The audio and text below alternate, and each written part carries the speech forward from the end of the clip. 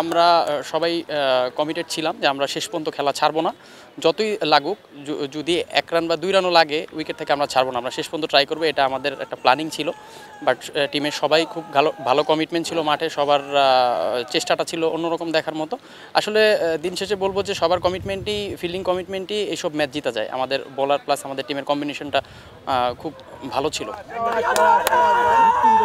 অবশ্যই স্পেশাল হয়ে থাকবে আজকে। আসলে উইনটা না হতে পারলে ইনিংসটার অতটা মর্ম থাকতো না।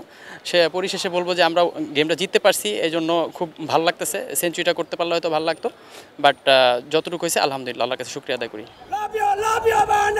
সুযোগের অপেক্ষায় তো সবাই থাকে, কিন্তু আমি মনে করবো যে আমাদের টিম কম্বিনেশনে যেটা টিম স্টাফ, আমাদের কোচ হান্নান ভাই যতটুকু ভালো মনে করছে ততটুকু। বাট লাস্ট 3টা ম্যাচ আমাকে 4 নাম্বার ম্যাচ সুযোগ দিচ্ছে, আমি 3টা ম্যাচ রান করি নেই।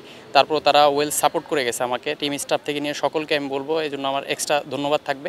তাদের হেল্পে আজকে রান করা। ক্রিকেট খেলা এটা আনসার্টেন ম্যাচ, নিশ্চিত না হওয়ার আগ পর্যন্ত আসলে সেলিব্রেশন করা ঠিক হবে না। আমরা নিশ্চিত হয়ে সেলিব্রেশনটা করবো, ইনশাল্লাহ আমরা চ্যাম্পিয়ন হব।